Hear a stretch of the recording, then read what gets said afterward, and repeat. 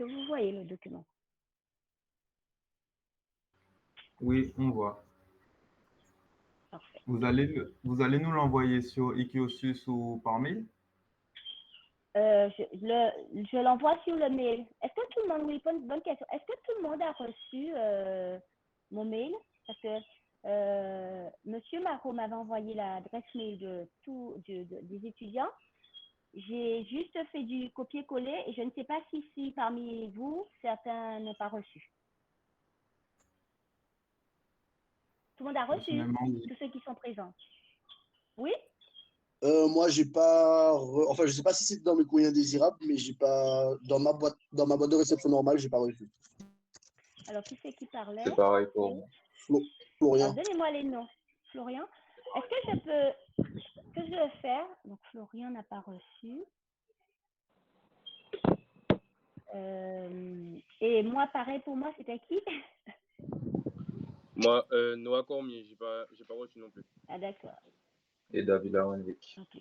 Alors, ce que je vous propose, je vais vous. Soit on essaie de mettre un responsable du groupe. Moi, je trouve que ça peut être intéressant. Une personne à qui j'envoie le mail, le document, ou alors, moi, je vous mets mon mail et vous m'envoyez carrément votre mail. Comme ça, je refais un groupe. C'est plus simple. Je vous mets mon mail. Vous m'envoyez votre mail en me disant Master 1, cours oral, boxe française et badminton. Ça vous va, ça?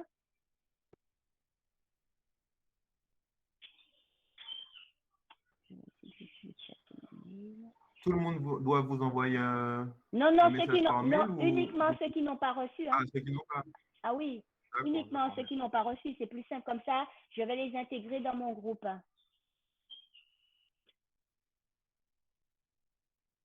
Ouais, moi, ça me va. Ça vous va? D'accord. J'essaie de l'envoyer Moi aussi, rapidement. mais vous avez mis votre adresse. Vous avez mis Comment? votre mail où ça, madame? Vous avez mis votre mail où ça? Je ne l'ai pas encore mis, je vais le mettre là. Ah, d'accord, ok. D'accord. Je vais le mettre sur le PowerPoint.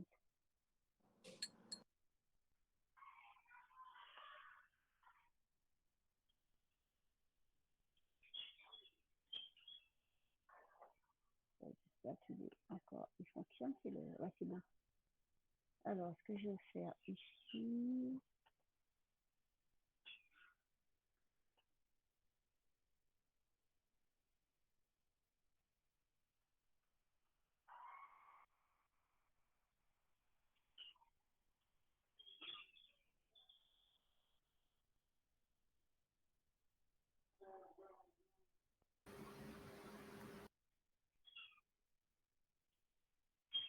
Je ne sais pas si vous avez vu, si vous voyez quand j'écris dessus, vous avez vu?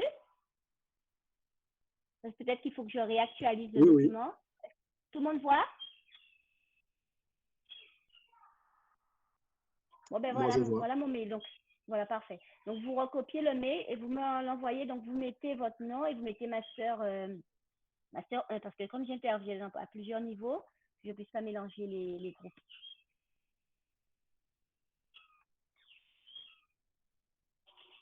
Voilà. Donc, à l'issue du cours, effectivement, je vais vous envoyer le document. Tous les documents que je vais passer, je vous les envoie à chaque fois. Donc, c'est plus simple après pour vous, pour réviser, pour faire le travail. Alors, donc je vais peut-être revenir sur des choses, des notions, des idées que vous avez déjà vues, que vous connaissez, vous avez déjà entendu parler, parce que de toute façon, dès lors où on parle du champ 4, on va rentrer dans les textes. Donc, je vais vraiment rentrer dans le texte, les programmes, pour vous parler du champ 4 et ce qu'on attend du champ 4 quand on est professeur et qu'on intervient avec des élèves. D'accord? Et vous, quand vous allez faire votre concours, quand vous allez préparer le concours, quand vous allez écrire, exploiter les écrits et l'oral, parce que dites-vous que même si j'interviens maintenant à l'oral, ce que je vous apporte, ça vous aidera aussi pour les interventions en écrit et pour aussi vos interventions d'établissement. Voilà. Donc, je vais vraiment m'orienter au niveau autour du champ 4 et après, je vais faire ressortir la spécificité des deux activités. Donc, si vous voulez m'arrêter, s'il vous plaît, n'hésitez pas parce que, comme je vous ai dit, j'ai le document en face de moi et quand j'ai le document, je n'ai pas le chat. Donc, je ne vois pas si vous avez besoin de questions ou autre chose. Alors, au début du texte, je vous mets en gros la finalité de l'EPS aussi bien au collège et au lycée. Donc, ça veut dire que lorsque vous allez proposer des situations d'apprentissage dans quelle que soit l'activité, vous devez à terme faire en sorte que vous travaillez dans l'objectif de suivre en fait en ligne de mire la finalité de l'éducation physique. Donc, on a le citoyen qui doit être lucide, autonome, physiquement, socialement éduqué, le tout pour leur permettre de vivre ensemble. Donc, on a vraiment la base au collège, c'est permettre aux élèves de vivre ensemble et à travers des activités physiques et sportives. Au lycée, on a aussi cette idée, mais on est sur un mode de vie actif et solidaire. Donc, vous voyez, les termes changent parce qu'on part du principe que les élèves ont évolué, ils sont un peu plus grands. Donc, ils ont une certaine autonomie qui est beaucoup plus développée. Donc, on développe l'autonomie. Les élèves du lycée, à l'inverse, on leur demande de faire des choix éclairés, c'est-à-dire qu'on va plutôt vers des projets plus développés, un travail plus en autonomie, parce que les textes lycées mettent en évidence des notions comme le savoir s'entraîner, d'accord, qu'on n'a pas encore au collège. Donc là, vous devez développer ça avec vos élèves. Dès lors où vous avez des élèves de lycée, donc vous devez aller sur la notion de savoir s'entraîner. De plus, vous avez la notion de formation, donc former le citoyen, former un élève épanoui, donc qui existe dans les deux établissements, aussi bien au lycée qu'au collège. Vous devez aller vers cette notion de former un citoyen. Donc là, le projet de formation que vous proposez à un élève, ça tient compte en fait des compétences et des différents champs que vous mettez en évidence. Voilà, c'est ça l'idée. Il faut vraiment comprendre qu'est-ce qu'on attend de nous. On attend que nous, enseignants, qu'on arrive à donner des compétences aux élèves pour leur permettre d'être des futurs citoyens. À l'intérieur de l'école, on développe chez eux de l'autonomie à travers les activités qu'on leur propose, les supports, et l'idée de pouvoir se bien au lycée. Donc, le champ d'apprentissage, quel que soit, on a plusieurs champs d'apprentissage. Est-ce que vous pouvez me rappeler les différents champs d'apprentissage?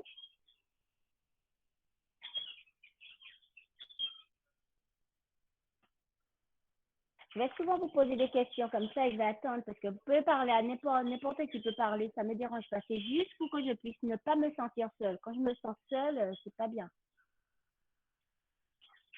Alors, on a des champs d'apprentissage, c'est pas très compliqué. Je ne vous demande pas pour l'instant de me les lire de façon. Dites-moi les différents champs, combien de champs d'apprentissage qu'on a et lesquels, comment on les appelle?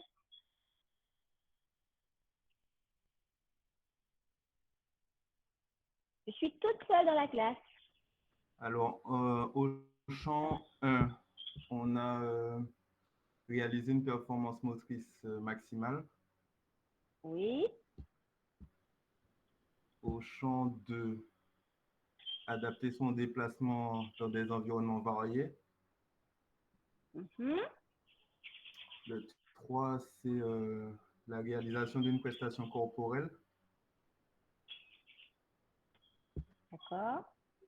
Et le 4, c'est conduire et maîtriser un affrontement collectif ou individuel.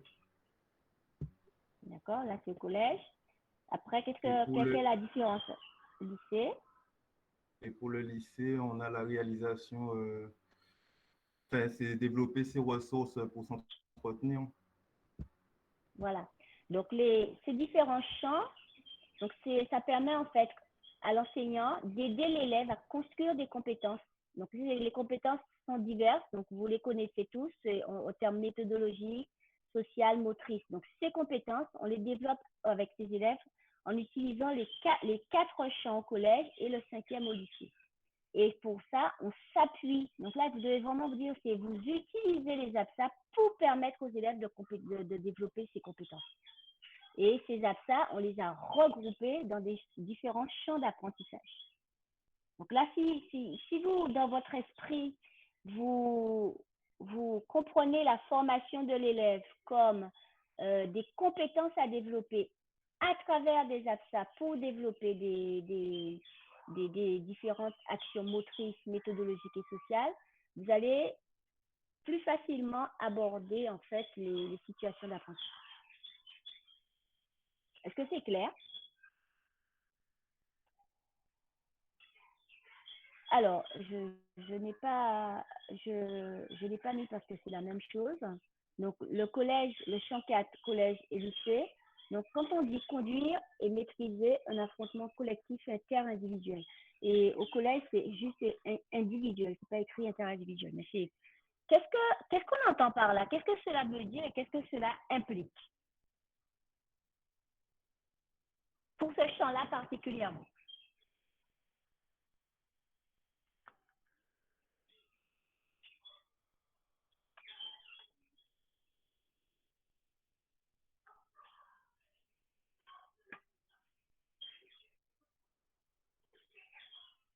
On va apprendre à être dynamique. Il faut que ça parle, hein, s'il vous plaît.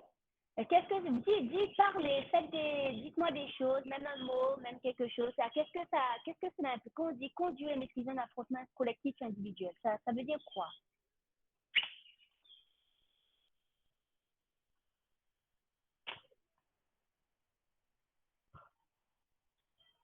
Ça va être long. Bah, c'est une opposition et le but c'est de remporter cette opposition. Alors, ça veut dire que donc, tu m'as dit que c'est une opposition, d'accord? Opposition, après, but, remporter l'opposition. Qu'est-ce que ça veut dire encore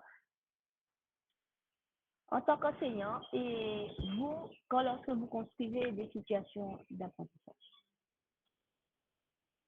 Vous êtes avec votre classe et vous avez un collège ou lycée, vous avez une activité à la boxe française, badminton, basket, football, etc. Qu'est-ce que vous devez faire par rapport à ce qui est dit? Pour pouvoir rester dans la logique du champ d'apprentissage, qu'est-ce qu'on doit voir dans votre enseignement? Mais on doit toujours voir l'opposition. On doit toujours voir de l'opposition. Quel type d'opposition qu'on doit avoir? Donc, je dis, on doit toujours voir de l'opposition. Donc, quel type d'opposition qu'on peut voir?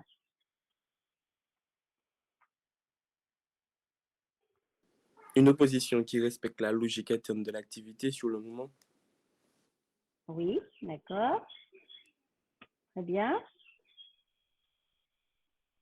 Là, on est avec l'activité, la logique interne de l'activité. Donc, opposition, par exemple, ils sont en attaque-défense en basket, par exemple, ils sont une équipe et ils font un petit match et en opposition. Voilà, on est en opposition. Qu'est-ce qu'on peut avoir encore comme type d'opposition?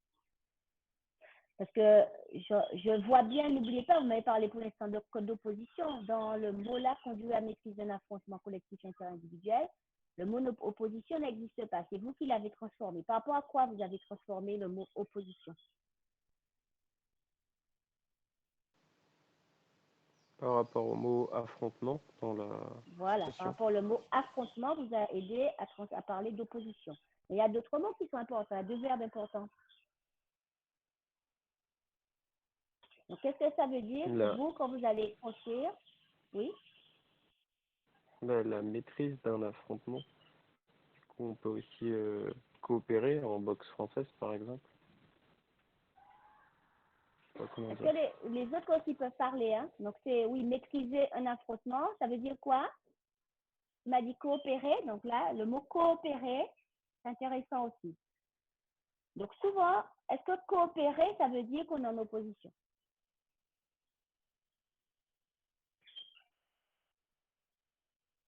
Non, forcément, la coopération, c'est au sein d'une équipe.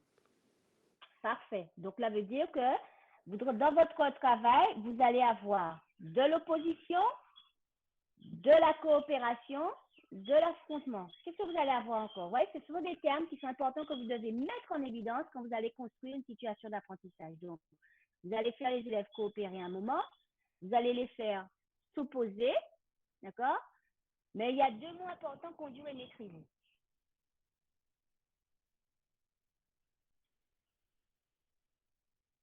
Ils doivent réfléchir J'ai sur dit leur aujourd'hui, activité, voilà, ils doivent réfléchir se sur concerter, l'activité. D'accord?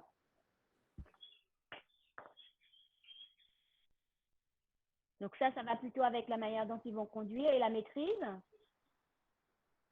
Est-ce que les autres pourraient intervenir aussi? Ils doivent développer des stratégies. Oui, développer des stratégies. J'aime bien le mot stratégie. Ça, c'est intéressant quand on est surtout dans le champ 4, la notion de stratégie, c'est très important. Après,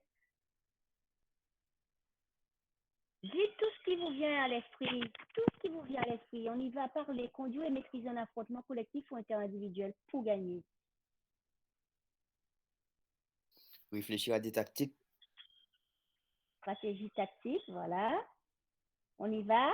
Allez, donnez les mots.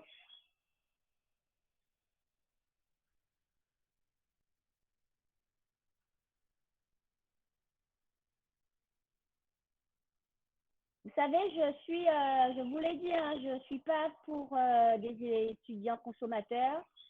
Je fonctionne pour que mes étudiants soient acteurs, voire auteurs.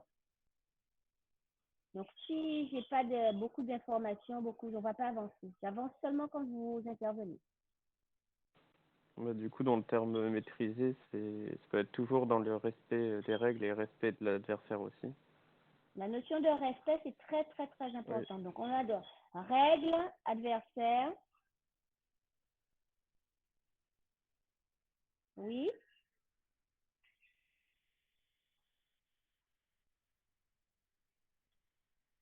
Et qu'est-ce qu'on peut maîtriser encore?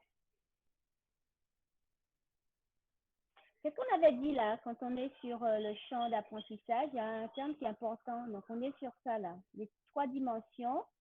Donc, ça veut dire quoi alors? Comment ça fait? Nos efforts. Comment? Nos efforts moteurs. Les efforts? Oui, par exemple. Ouais, attends, je suis en train d'essayer. Ça marche pas. Vous voyez, donc, mais oui, mais doser, faire des efforts, c'est ça que tu as dit. Donc, vous voyez ces dimensions-là, les 3 dimensions ici, là, que je vais mettre en rouge, je ne sais pas si vous les voyez. Dans la notion de maîtrise,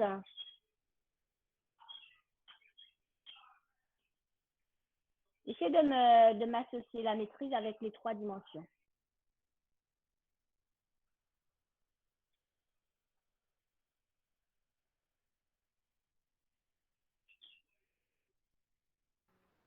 Pour la dimension sociale, on peut parler du langage pour qu'ils puissent tous se comprendre. Oui, donc comment dans votre cours, vous pourrez les mettre en situation pour qu'ils puissent avoir cette notion de langage? Qu'est-ce qui va développer le langage en EPS dans le champ d'apprentissage 4? Les faire jouer différents rôles. Les rôles, très bien. D'accord? Exemple?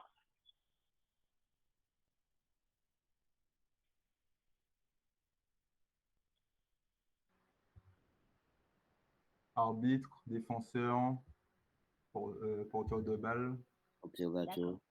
non porteur de balle. Qu'est-ce que tu as dit? Ouais. Il y a quelqu'un qui a dit quelque chose qui est intéressant? Observateur. Observation. Après, donc là-dessus, donc on a dit qu'on peut sur le rôle social. Après, est-ce qu'il y a d'autres qui peuvent intervenir, ajouter? Allez-y, parlez, ça ne me dérange pas que vous... Allez-y.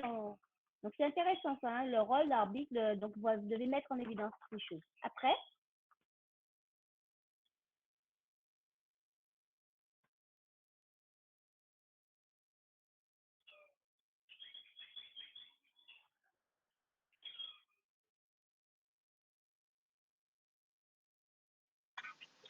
Il y a le rôle de coach également. parfait, oui. Donc le rôle de coach. Donc surtout avec les nouveaux textes là où on demande le texte des lycées, on demande de plus en plus à savoir s'entraîner. Le texte du collège aussi, où les élèves sont des situations où ils doivent développer des compétences méthodologiques. Donc, on leur demande aussi la notion de coach, d'observation, d'arbitre. Voilà. après. Donc, on m'a parlé de la dimension sociale. Dans cette dimension sociale, vous avez quand même mis en évidence une dimension méthodologique. Il manque la troisième dimension.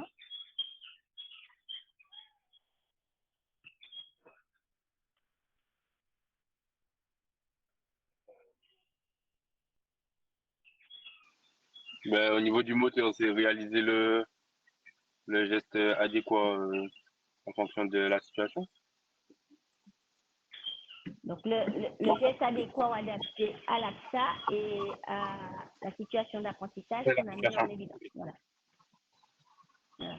Donc, vous voyez, donc, juste avec ce champ d'apprentissage, donc, vous avez déjà la possibilité de construire chez vos élèves.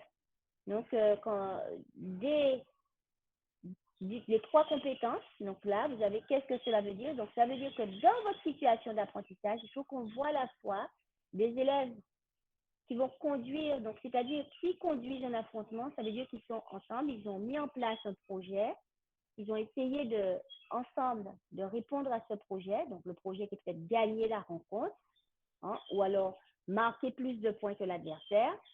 Ils doivent maîtriser à la fois toute la partie motrice et la partie sociale, et cela aussi bien en collectif ou en interindividuel. Comment vous pourrez expliquer cette notion de collectif ou d'inter-individuel? Pourquoi dans le champ on met ça, selon vous?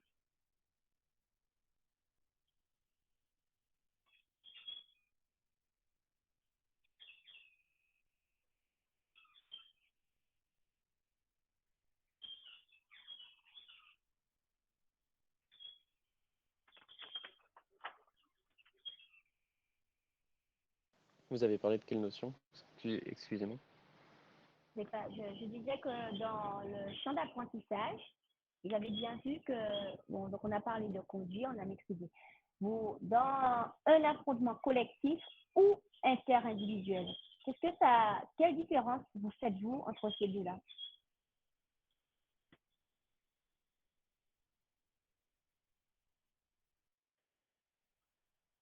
On n'a pas mis et, mais on a bien mis ou. Vous voyez, si on doit faire un sujet, donc là, vous avez ou interindividuel. Ça veut dire qu'il y a il y a des affrontements qui peuvent être collectifs et des affrontements interindividuels. Donc, lesquels? Donnez des exemples. Parce qu'on est dans le champ 4, ça veut dire que le fait d'être dans le champ 4, ça veut dire vous pouvez répertorier plusieurs AXA dans ce champ-là. Je sais pas. Comment?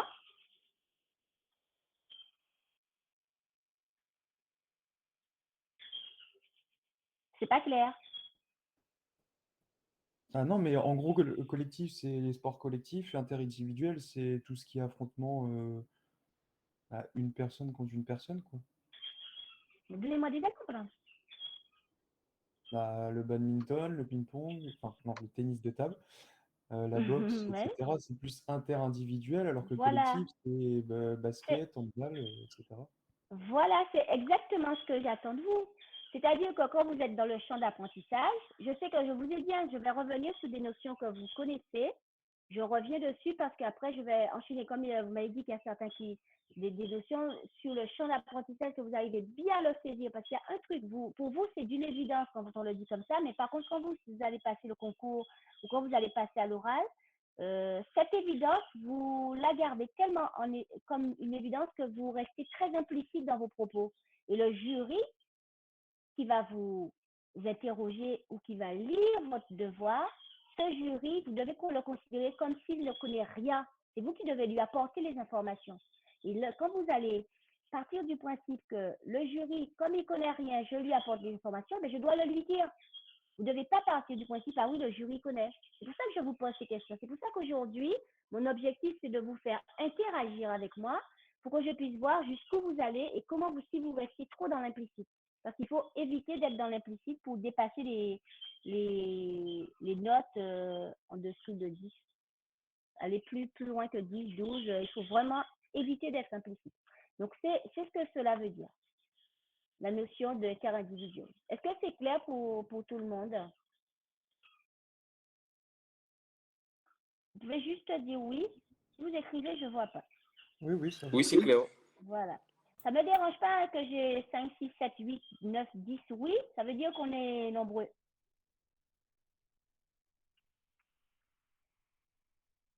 Voilà. Donc, ça veut dire, voilà, c'est ce que je redis ici. Donc, le fait de conduire et maîtriser un affrontement collectif ou interindividuel, c'est-à-dire que les élèves, vous devez les faire vivre plusieurs situations. Donc, des activités de coopération et d'opposition, des activités d'opposition duel, des activités physiques de combat. Et à chaque fois, ces situations doivent avoir un rapport de force qui, le plus souvent, c'est mieux pour les élèves qui soient équilibrés, parce que cela va leur permettre d'avoir cette organisation individuelle ou collective qui va évoluer de plus en plus. Voilà.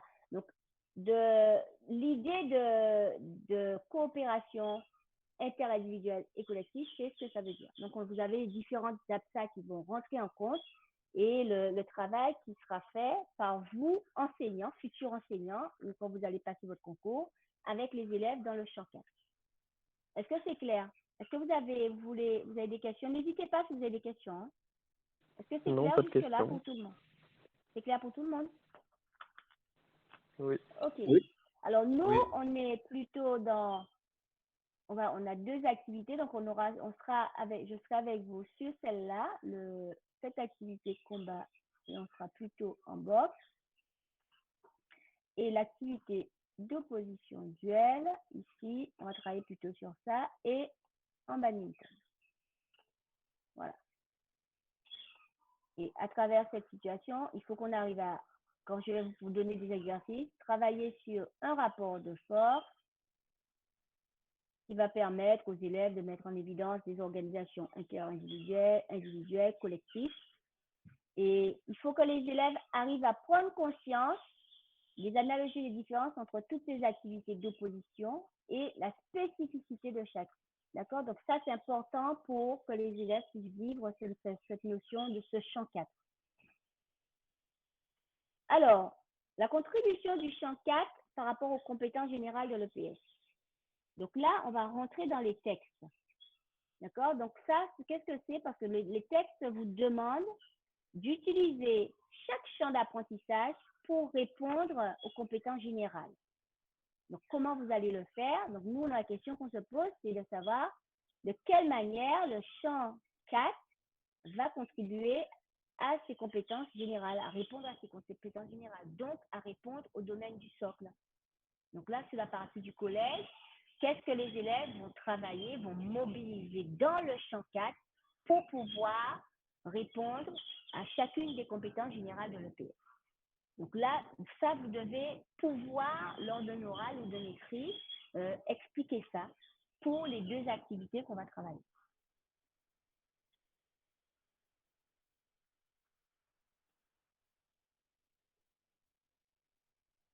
Donc, nous, on va plutôt réfléchir aujourd'hui sur le cycle 4. Donc, le cycle 4, c'est le cycle des approfondissements et ce cycle-là comprend la classe de la 5e à la 3e. Et pendant ce cycle-là, nos élèves, ils développent des connaissances et des compétences dans différentes disciplines. Et l'idée, c'est de les aider, grâce à la formation qu'on va leur donner, de devenir des futurs citoyens, d'avoir une participation active dans l'évolution de la société. Donc, quand vous allez parler du cycle 4, vous devez savoir de quoi vous parlez. Donc, c'est un cycle d'approfondissement.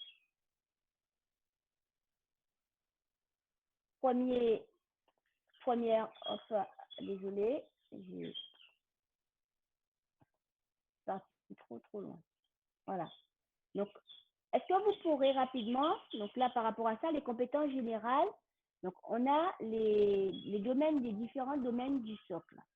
Donc là, je suis sur le domaine du socle. Est-ce que c'est clair pour vous la notion du socle et tout?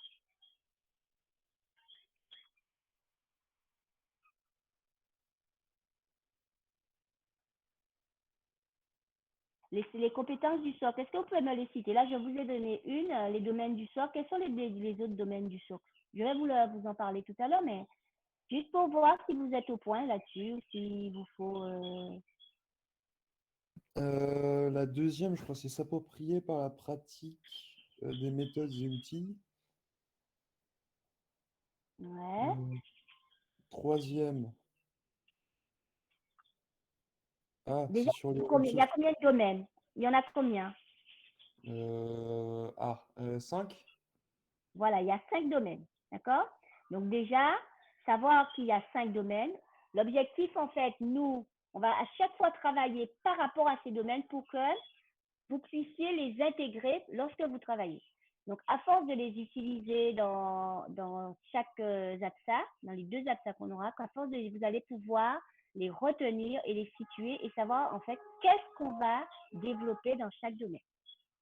Donc, le domaine 1, donc je vais y aller progressivement avec chaque domaine. Le domaine 1, qui est les langages pour penser et communiquer. Donc, il est dit que pour toutes les disciplines, doivent permettre aux élèves de travailler ce domaine-ci.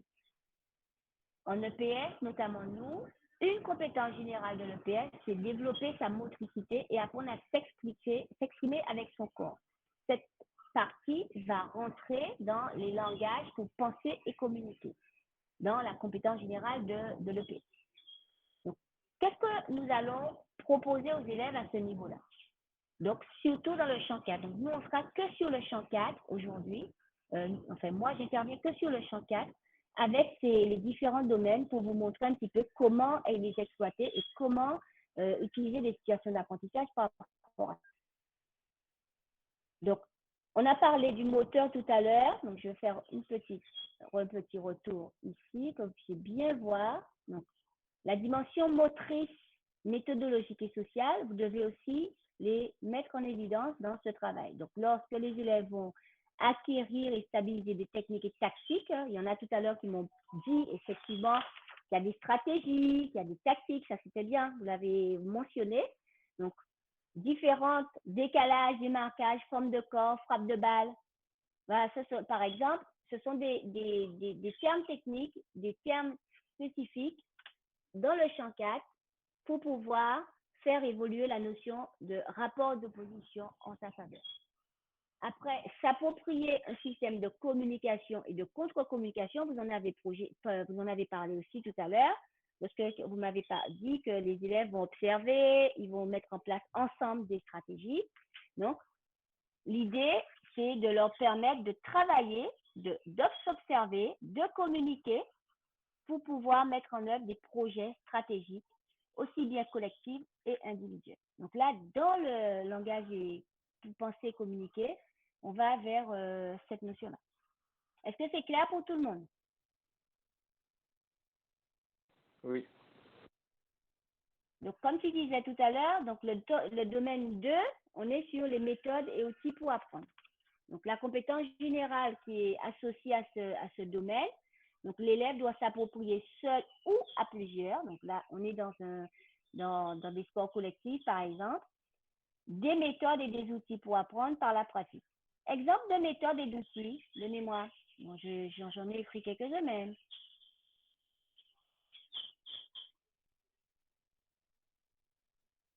Est-ce que vous avez des idées de méthodes et outils pour apprendre, pour répondre en fait au domaine du socle 2?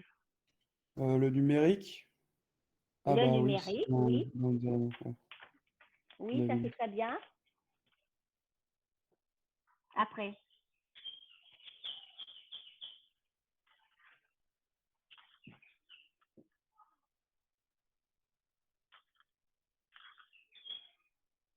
Il n'y a que le numérique comme une méthode et outil.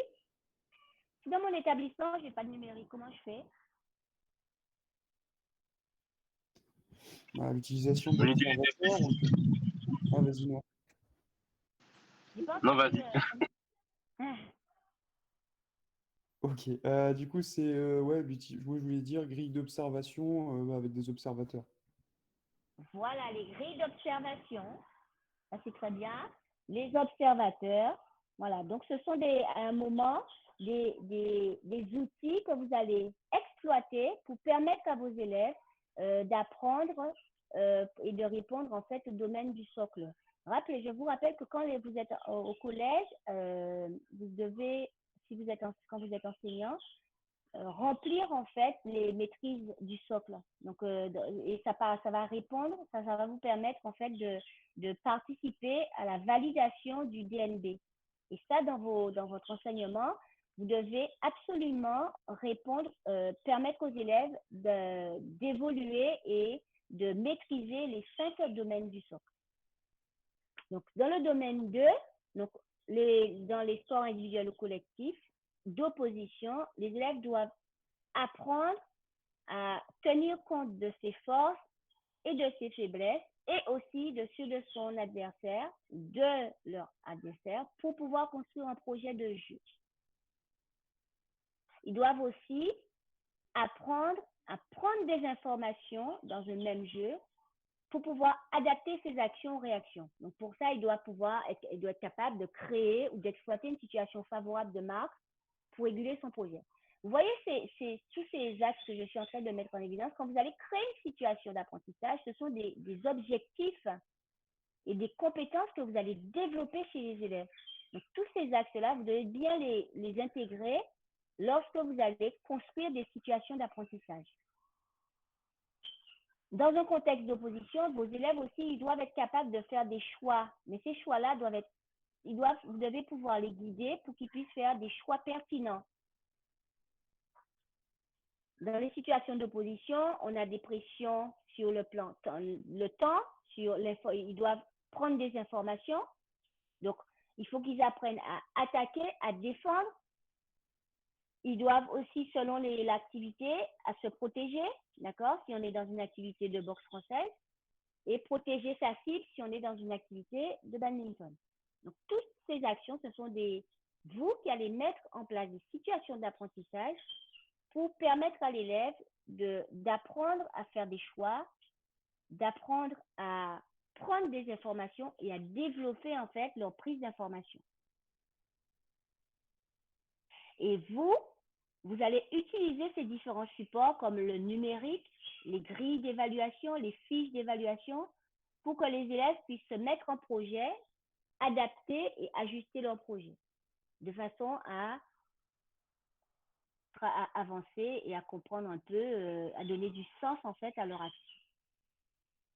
Et enfin, il faut qu'ils arrivent aussi grâce à l'équipe, comme ils vont pouvoir définir, respecter une organisation collective, partager des rôles, comme vous me l'avez dit au tout départ. Vous avez parlé des différents rôles, vous étiez vraiment dans l'idée. Et avoir aussi bien un projet, si vous êtes dans une activité interindividuelle, un projet individuel, mais aussi un projet d'équipe si vous êtes dans des activités en équipe. Est-ce que c'est clair pour les deux domaines? Le domaine 1, est-ce que vous voyez la différence en fait entre le domaine 1 du socle et le domaine 2?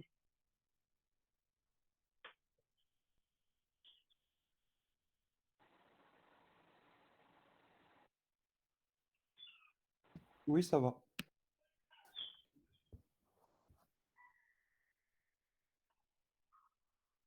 Alors, au niveau du domaine 3, on est sur la formation de la personne et du citoyen. Donc, une des compétences générales de l'EPS, on va participer à faire l'élève partager des règles et assumer des rôles et des responsabilités. Donc, en tant que joueur, en tant qu'arbitre, en tant qu'observateur, en tant que coach, il aura des responsabilités et il faudrait qu'il arrive à être concentré. Parce qu'on avec des élèves on est en chance 4, des élèves de 5e, par exemple, leur donner un rôle, mais il faut que l'élève arrive à comprendre et à assumer ce rôle tout en étant concentré, en comprenant ce qu'il y a à faire.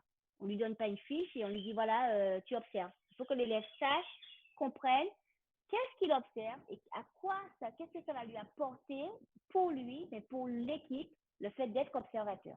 Comment il va exploiter après sa fiche d'observation pour permettre à son équipe de progresser ou d'avancer ou de répondre à ce travail, au travail que vous allez, à l'objectif que vous aurez mis en place. Donc, de la même manière, il faut que les élèves arrivent à débattre. Donc, on est sur la formation de la personne et du citoyen. Il faut qu'ils arrivent à débattre et à s'écouter, apprendre à s'écouter, apprendre à parler pour qu'on puisse se comprendre. Parce que souvent, quand vous les mettez en groupe, s'il n'y a pas cette régularité dans « je t'écoute » je réponds, on débat, on trouve des solutions ensemble, là, la notion de règle de jeu, le respect ne va pas fonctionner. Donc là, vous en tant qu'enseignant, futur enseignant, votre objectif, c'est de permettre aux élèves de discuter, de communiquer, mais tout en essayant de leur permettre de devenir des citoyens. Vous êtes sur la formation de ces élèves. Donc, c'est en ce sens que le domaine 3 du socle va être exploité.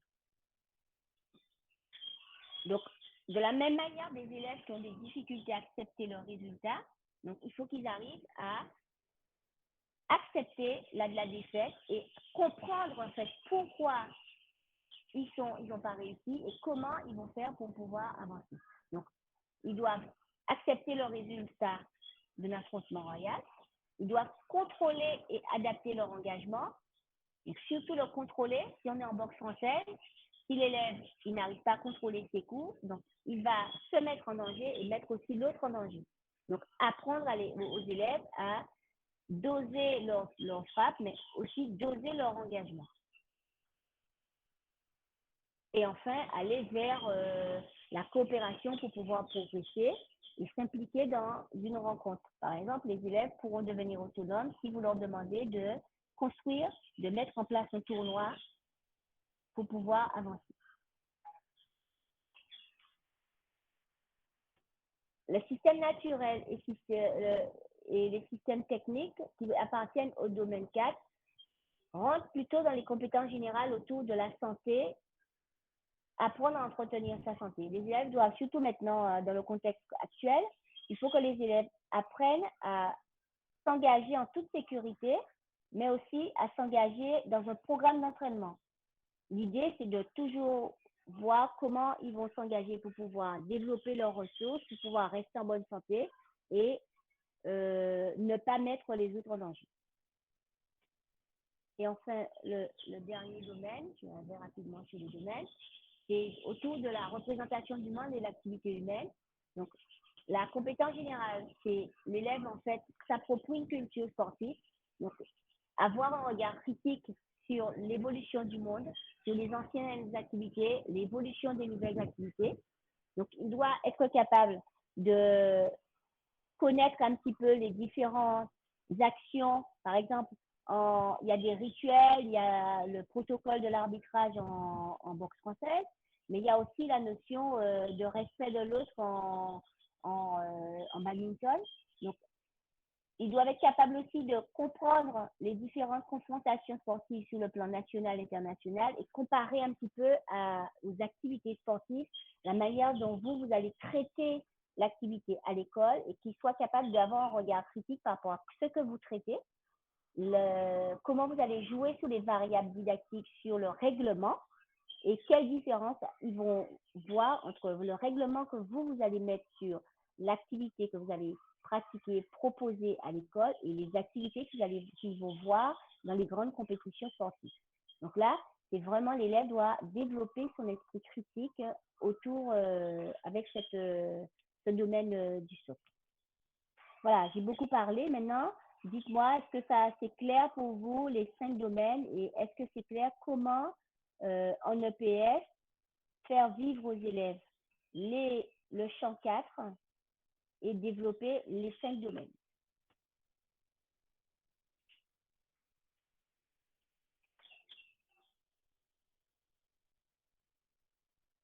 Est-ce que c'est clair? Ouais, ça va. Est-ce qu'il y a des questions par rapport à ça?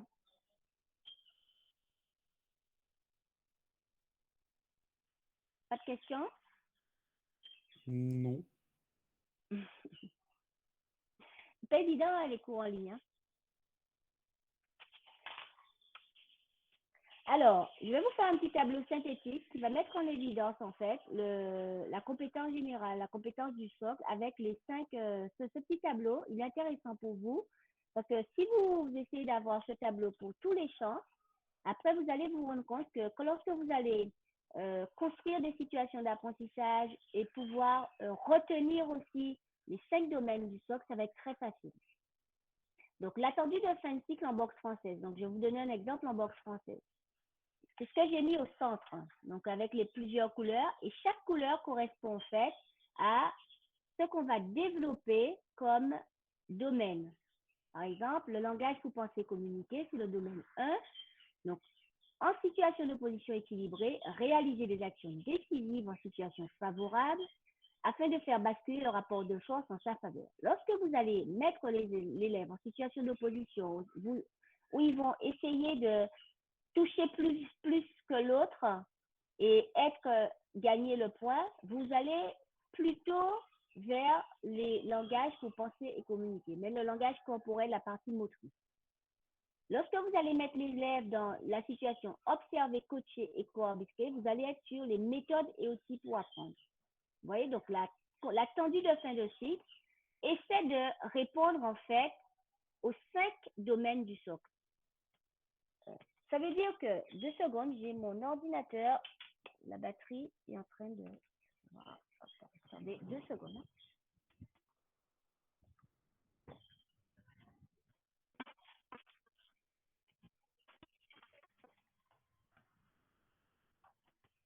Voilà, c'est bon.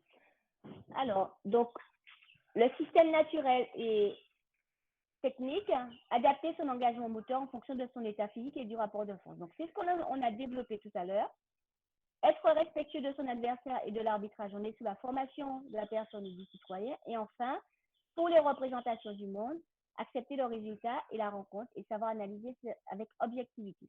Donc, vous voyez, quand vous allez créer une situation d'apprentissage, même pas, hein, je vous dirais plutôt une séquence, quand vous aurez peut-être une séquence de 10 leçons avec vos élèves, vous devez en fait vous organiser pour répondre aux 5 domaines et pour pouvoir, au bout de toutes les séquences, répondre en fait à l'attendu de fin de cycle.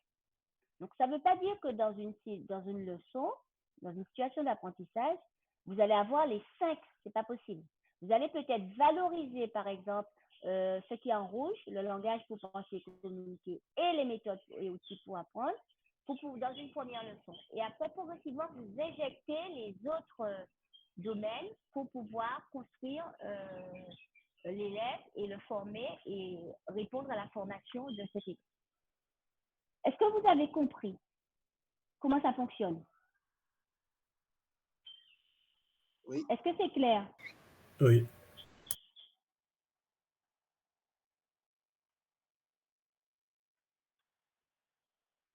Donc, ce document, vous pourrez essayer de le faire, le construire. Donc, je l'ai construit aussi en badminton. Donc, mais c'est à peu près la même chose. Il y a juste des petites notions qui changent. Et si vous arrivez à le construire dans les différents champs, ça va être un outil de révision qui est très, très intéressant. Alors, quelles sont les compétences visées pendant le cycle? Donc, surtout, je rappelle qu'on est dans le champ 4. Hein? Donc, je n'ai pas mis dans le champ 4. Et pareil, dans le cycle, donc là, je vais mettre pour vous parce que donc on est champ 4. Et puis, je vais mettre comme ça. Et le cycle 4. Voilà.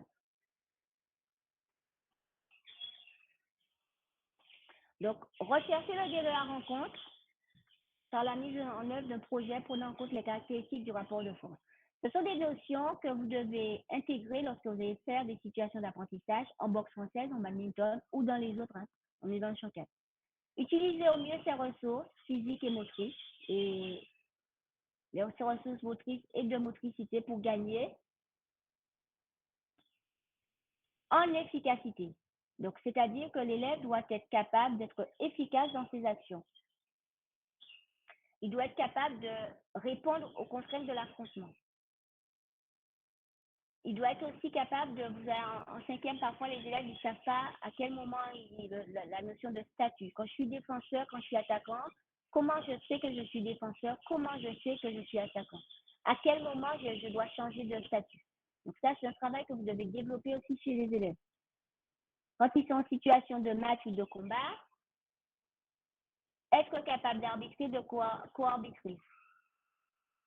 Anticiper la prise d'information et le traitement d'informations pour pouvoir enchaîner des actions. Donc, c'est-à-dire, l'élève doit être capable de prendre des informations. Donc, vous, enseignants, vous devez leur donner des indicateurs ou des repères pour pouvoir prendre la bonne information, pouvoir la traiter et répondre après à cette action.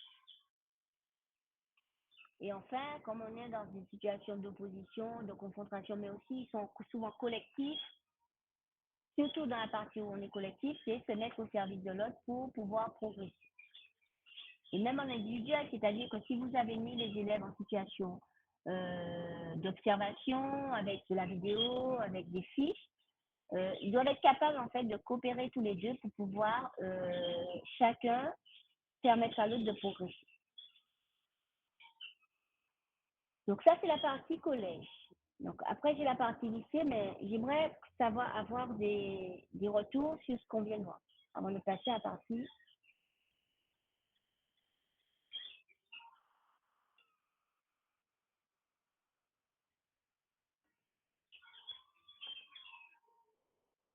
Voilà. Est-ce que c'était clair? Est-ce que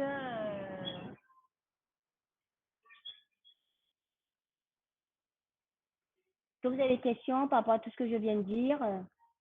Je vous écoute. J'éteins mon micro et je vous écoute.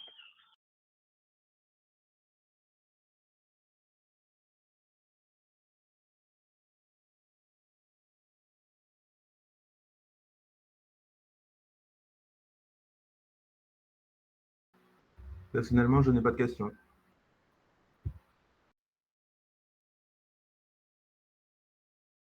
Ok, donc personne n'a des questions, c'était clair? C'est clair. D'accord. Bon, ben, c'est bien. Bon, ben, si c'est clair, on va faire un petit exercice alors.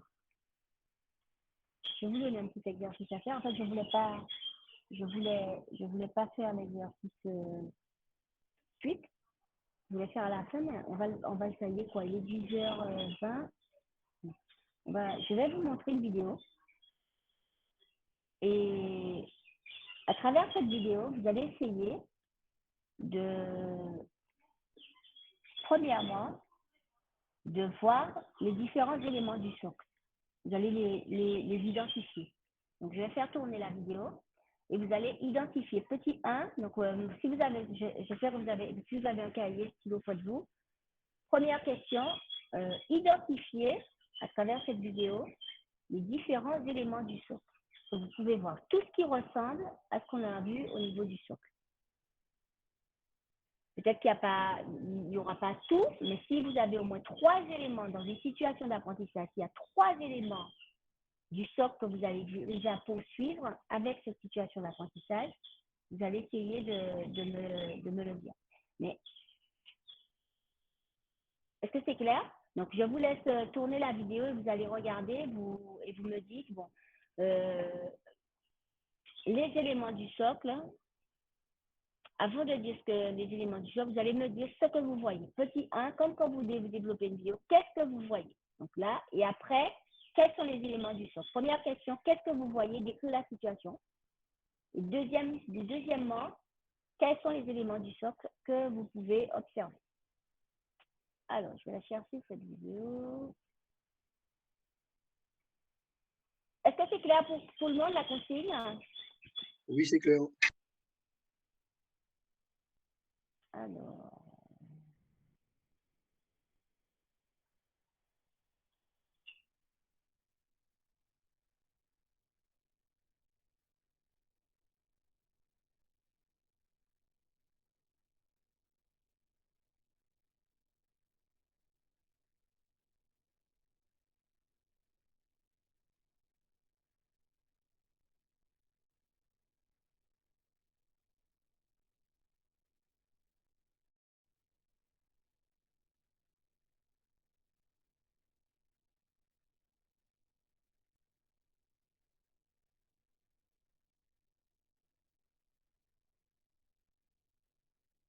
Alors, je vais faire tourner la vidéo plusieurs fois et vous notez qu'est-ce que j'observe. Donc, vous regardez l'organisation de l'enseignement, qu'est-ce que vous voyez. Et en 2, identifiez les éléments du socle.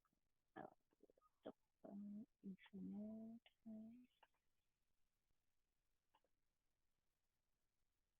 est-ce que vous voyez?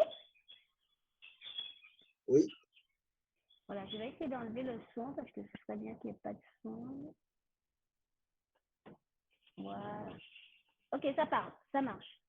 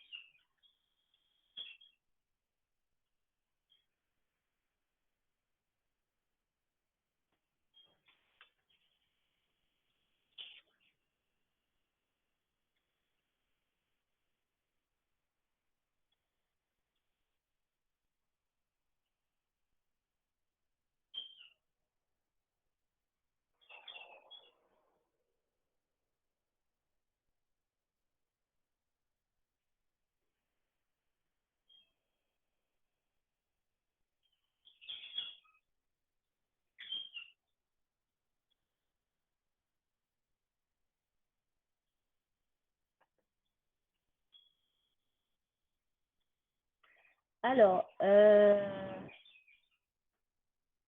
donc, est-ce que vous voulez que je remette Donc là, je vous ai demandé la première chose. Donc, vous devez décrire la situation. Décrire une situation, c'est dire qu'est-ce que vous voyez concrètement. Est-ce que vous voulez que je remette la vidéo? C'est bon. Oui, s'il vous plaît. Oui, ouais. D'accord. D'accord.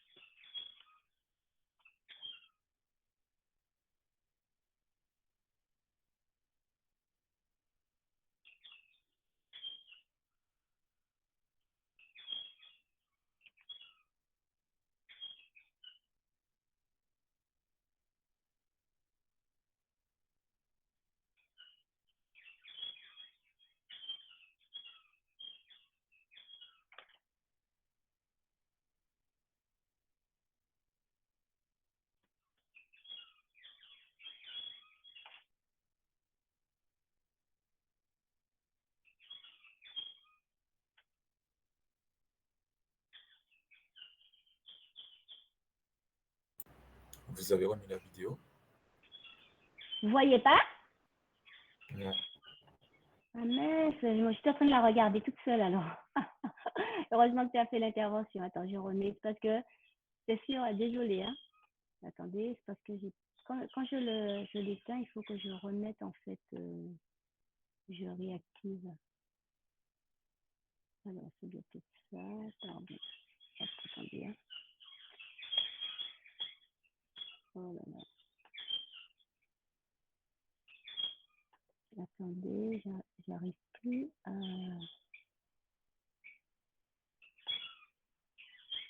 c'est bien celle-là, là. Est-ce que vous la voyez? Parce que là, j'ai un petit souci. Ouais, je pense pas. Vous voyez la vidéo ou pas? Attendez. Moi, c'est non. Attendez. Non, non, non, mais je pense que non, vous ne pouvez pas voir parce qu'en fait, je vais arrêter, je vais refaire partir une fenêtre. Voilà, elle est là. Partager. Hop. Là, c'est bon? Oui, c'est bon. Oui. Parfait.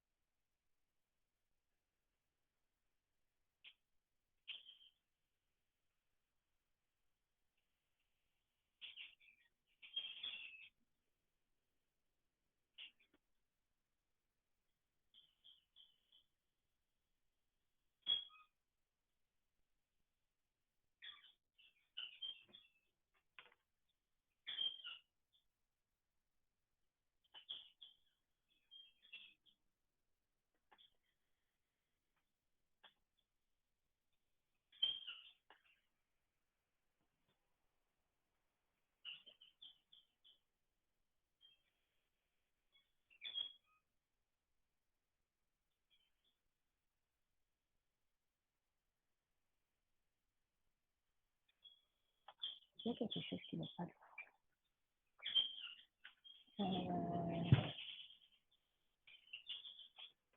Dans la bonne vidéo.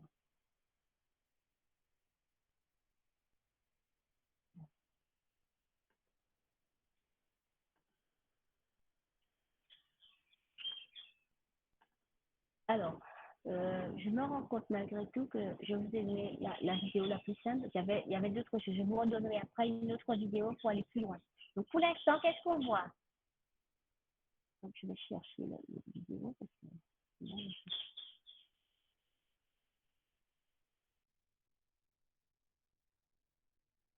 Je vous laisse le temps d'écrire et après, je cherche l'autre vidéo qui correspond et vous écrivez, en fait, vous décrivez la situation. Qu'est-ce que vous voyez? Et après, vous allez intervenir.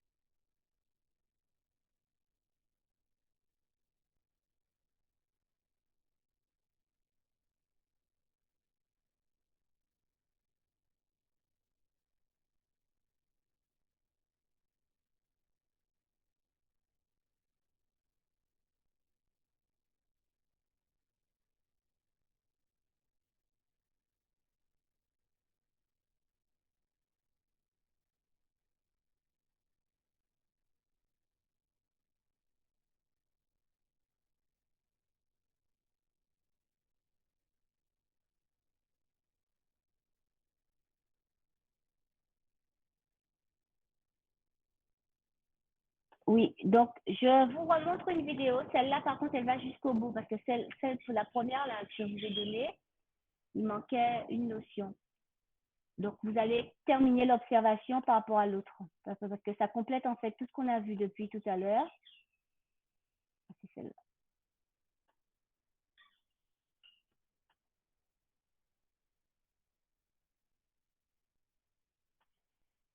Ouais.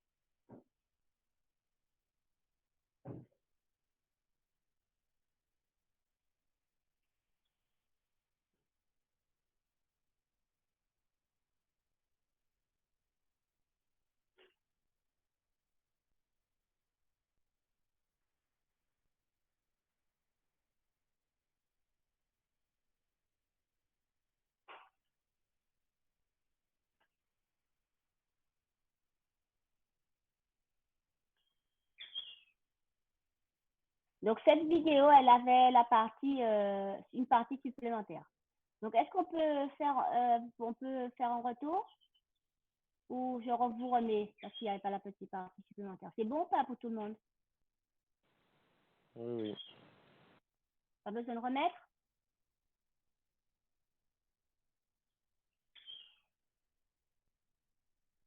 Alors, on y va. Alors, décrire la situation. Donc, je ne vous demande pas de me décrire ce que font les élèves en opposition, hein, dans l'oration. Dites-moi juste, qu'est-ce que vous voyez dans l'organisation pédagogique? Alors, qu'est-ce qu'on voit? Après, je vais vous dire pour l'instant et après, je vais remettre la vidéo. Alors, qu'est-ce qu'on voit?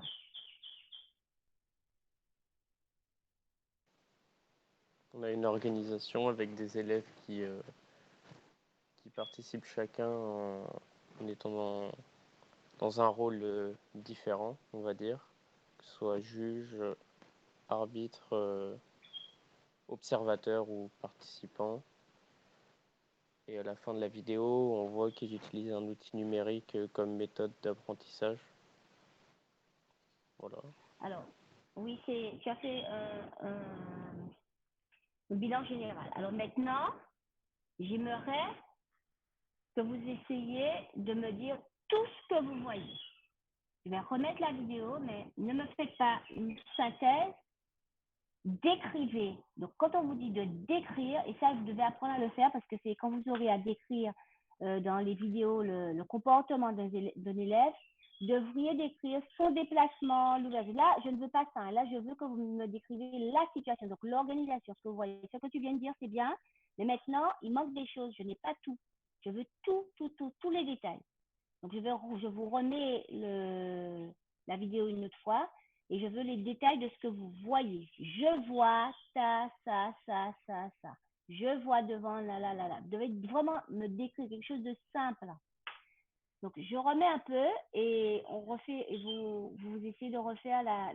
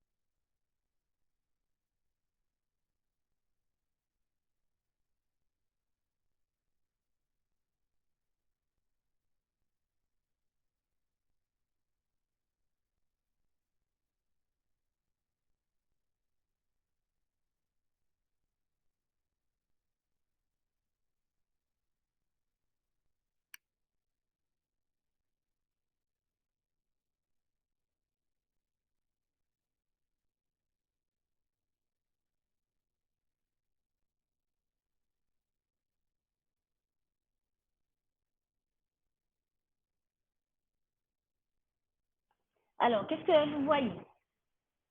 Essayez de... Vous pouvez parler, vous dites à peu près en gros tout ce que vous voyez.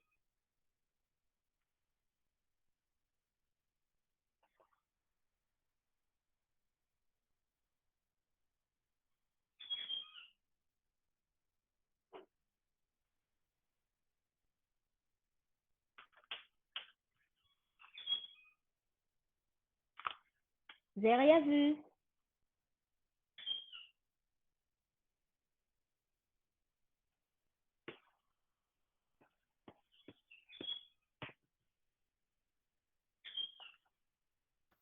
On peut voir deux participants s'affronter dans un espace délimité, entourés Ah, voilà. Oui, d'un juge, d'un arbitre, d'un observateur. Il y a un qui porte un chasuble avec un camarade à côté. Donc, on suppose qu'il y a deux équipes, mais que c'est deux participants qui s'affrontent.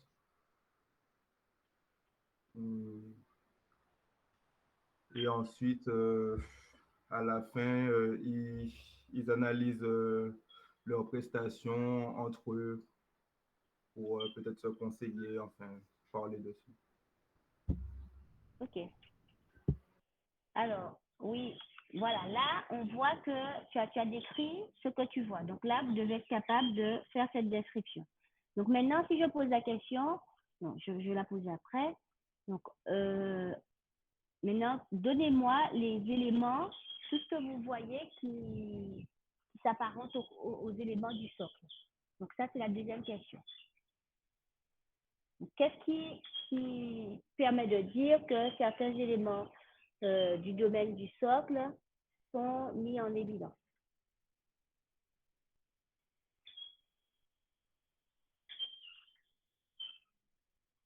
Je vais vous mettre la fiche synthèse où vous allez voir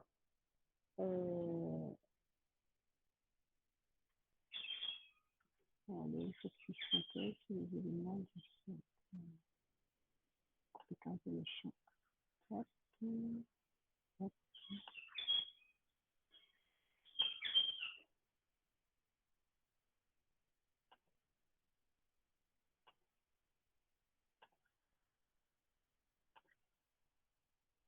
Alors, pour que ça puisse vous aider, voilà, avec ça, essayez de me dire, dans la situation que vous avez vue, qu'est-ce qui correspond à quoi? Chaque couleur elle correspond à quoi?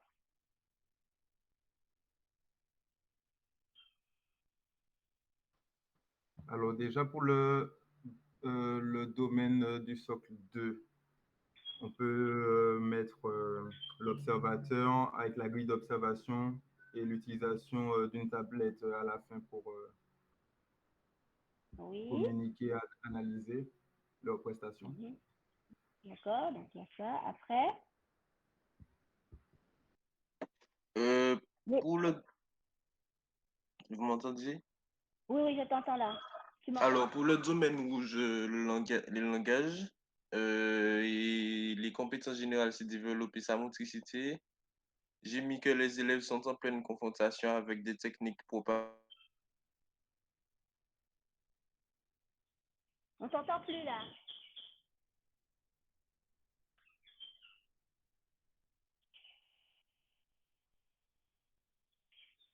On n'entend plus.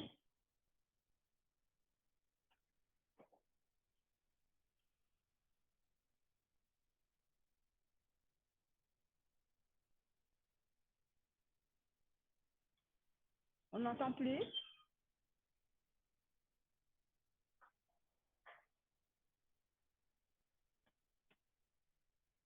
Les autres, vous entendez ou pas? Non. Vous l'entendez plus là? Non. Ah, c'est intéressant ce qu'il disait. Est-ce que quelqu'un peut prendre le relais le temps qu'il revienne?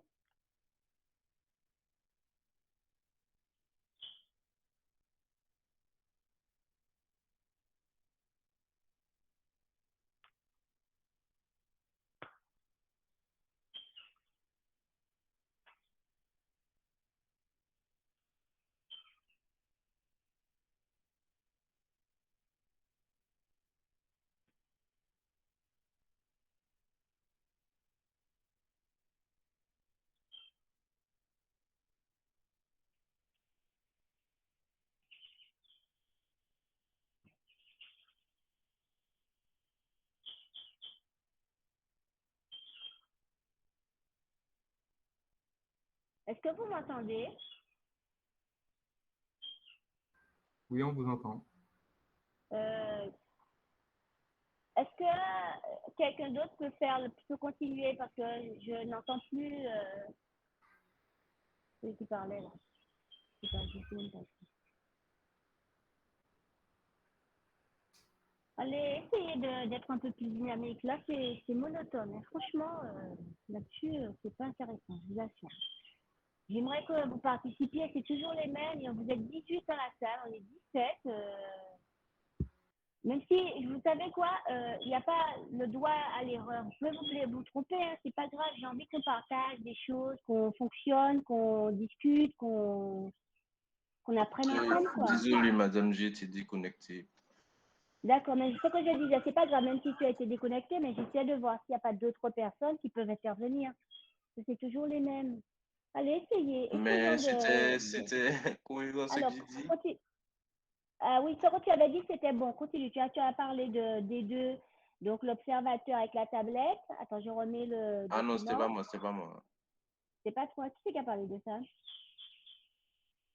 Bon, C'est c'est pas moi. grave. C'est toi, ben vas-y, donc, après, tu nous as parlé du domaine 1 sur la motricité. Donc, est-ce que Non, quelqu'un là, d'autre Non, peut là, c'est continuer moi, bon. si tu veux continuer?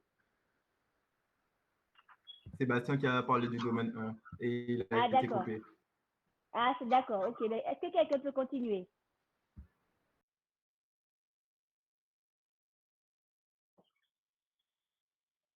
Parce que si je vous donne la solution tout de suite, vous n'avez pas le temps d'action, de réflexion. J'ai envie que vous ayez ça, quoi. Je ne vais pas venir vous faire le coup, vous donner la question et la réponse. Donc, on y va, quoi. Allez-y.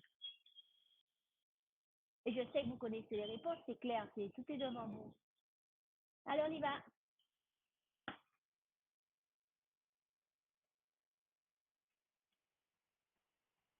Bah, du coup, dans la vidéo, on a vu qu'il y avait des arbitres, donc ça correspond à la formation de la personne et du citoyen, ainsi que aussi les méthodes et outils pour apprendre, parce que il connaît, enfin, il s'approprie les règles en même temps.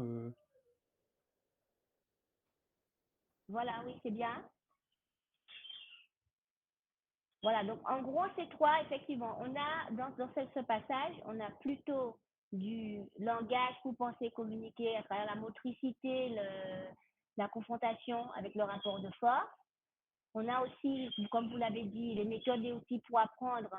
Avec, on avait le co-arbitre, le coach, l'observateur, et enfin, dans le respect de l'adversaire et l'arbitre qui était là pour, grâce au protocole, aux arrêts, qui permettaient au groupe de fonctionner et de se respecter. Voilà. Donc, vous voyez, dans cette situation très simple, où les élèves sont en opposition, donc maintenant, la question que je vous poserai, en quoi cette situation d'apprentissage, pourquoi peut-on dire qu'il appartient au domaine 4, au champ 4, excusez-moi.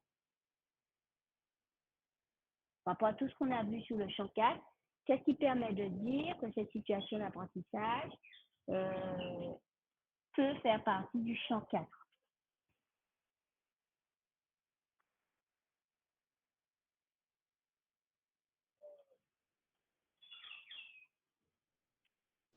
On peut dire que ça fait partie du champ 4 parce que c'est un affrontement qui est maîtrisé, inter, interindividuel, entre deux adversaires en boxe française. Voilà. Donc là, on voit quand même que quelque part, il y a de l'affrontement, donc on répond vraiment à la définition du champ d'apprentissage. Est-ce que ça c'est clair pour tout le monde? C'est bon? Oui, madame. Vous êtes fatigué?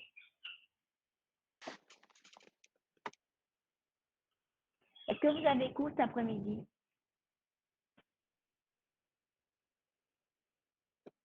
Non, il n'y a pas cours. Pour certains, ouais. Certains en cours? Oui. D'accord. Donc, sur ce travail, est-ce que par rapport à la définition du champ 4, par rapport aux ressources et aux compétences à développer à travers les compétences générales de l'EPS et à travers en fait la situation que je vous ai proposée, tout est clair? Vous...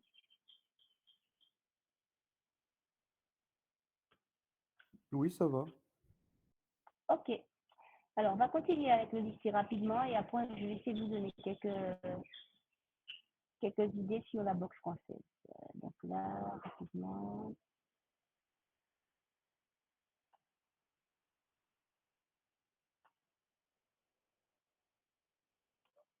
Ça, je vais passer.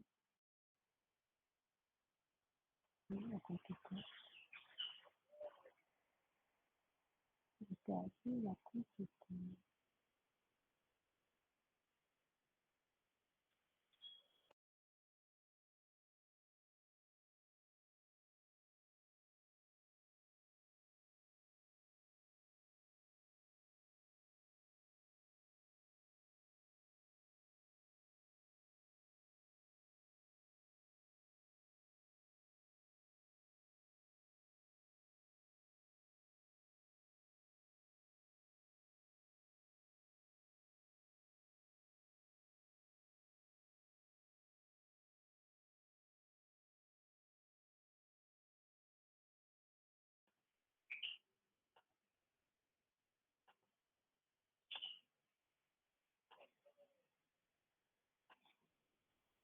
Voilà. Alors, donc là, nous avons vu tous les socles. Ok, on va partir maintenant sur le lycée. Alors, le champ 4, donc on a vu un pour le lycée. Donc, l'élève, il doit s'engager avec lucidité dans un affrontement, seul ou en coopération, pour faire basculer le rapport de force en sa faveur. Donc, c'est ce qu'on va attendre de ces élèves au lycée. Donc, c'est à peu près la même chose qu'au collège. Donc, au lycée, on parle des attendus de fin de lycée. Donc, dans l'attendu de fin de lycée, on a trois temps. Donc, vous avez au collège, donc pour qu'on puisse bien comprendre la logique en fait de la construction des programmes. Au collège, on est en relation avec les domaines. Donc, vous avez les domaines, les 5 domaines qu'on vient voir. Et au lycée, on a dans l'attendu de fin de lycée, on a 3 AFL. Donc, premièrement, on est sur la motricité, donc s'engager pour gagner une rencontre en faisant des choix techniques et tactiques pertinents. Et ça, au regard du rapport de force. Là, on est sur la FL1. En 2, la partie qui concerne la partie d'entraînement. Donc, il faut être capable de se préparer, de s'entraîner de façon individuelle ou collective, et cela afin de pouvoir conduire et maîtriser le fameux affrontement collectif ou interindividuel. Vous voyez que la compétence apparaît dans le savoir s'entraîner. Et enfin, choisir et assumer les rôles pour permettre un fonctionnement collectif et solidaire. Donc, vous voyez bien que dans le lycée aussi, on a cette logique d'enseignement qu'on demande dans le collège. Donc, vous, à travers votre enseignement, vous devez, lors de l'attendu de fin de lycée du champ 4, pouvoir permettre aux élèves d'atteindre les 3 AFL. L'engagement dans la rencontre avec des choix tactiques, le savoir s'entraîner qui met en évidence les différentes compétences et enfin les rôles à assumer. Donc, de la même manière qu'on a des objectifs généraux au collège, nous, on a les éléments prioritaires au lycée pour pouvoir atteindre les AFL. Et ces éléments prioritaires, il y en a à peu près une dizaine. Donc là, dans ces éléments prioritaires, on est autour de la technique d'attaque, de défense, des projets et des choix tactiques. Dans le 2, vous devez permettre aux élèves d'apprendre à identifier les faiblesses et les forces de son adversaire pour pouvoir mettre en œuvre un projet tactique et le réguler. L'élève doit être aussi capable d'identifier le rapport de force et voir comment ça évolue. Et selon l'évolution de ce rapport de force, il doit être capable d'adapter ses actions en fonction de ce rapport de force. L'engagement aussi doit être dosé et fait en fonction de l'adversaire et en fonction de ses ressentis. C'est-à-dire que là aussi, on est sur la notion de sécurité, de sa sécurité et celle de l'autre. Donc, dans l'apprentissage, la répétition et la persévérance, c'est l'important. Donc, pour pouvoir améliorer les actions, donc là, s'il veut réaliser des actions efficaces, il faut qu'il répète et qu'il persévère. Et là, on est dans la partie qui correspond bien à savoir s'entraîner. Donc, vous devez permettre à l'élève d'identifier ses faiblesses pour pouvoir, lors d'un travail en autonomie, par exemple, travailler plutôt un direct, travailler plutôt un dégagement, un dégagé en badminton ou un direct en boxe française ou un fouetté. Voilà, ça, l'élève doit être capable d'identifier ça quand il est au lycée. Donc, les différents supports d'observation et d'analyse qu'on doit voir pour le progrès des élèves qui vont permettre en fait de travailler sur les compétences méthodologiques. Donc, les fiches, les tablettes. Et quand on regarde aussi dans ces éléments prioritaires, nous avons aussi le fait d'accepter la défaite, d'utiliser cette défaite pour pouvoir progresser, d'être humble, de développer la notion de solidarité. Donc, vous voyez bien qu'on est sur la formation d'un citoyen, d'un individu qui va vivre de façon active dans la société et les différents rôles qu'on retrouve aussi. Et enfin, les élèves, vous devez leur permettre de connaître, de respecter le règlement et de faire respecter le règlement. Ces éléments font partie du programme et ce sont les éléments prioritaires que vous allez exploiter pour pouvoir répondre aux attendus de fin de cycle. Est-ce que vous voyez un petit peu la logique en fait de ces textes, des textes du collège et du lycée?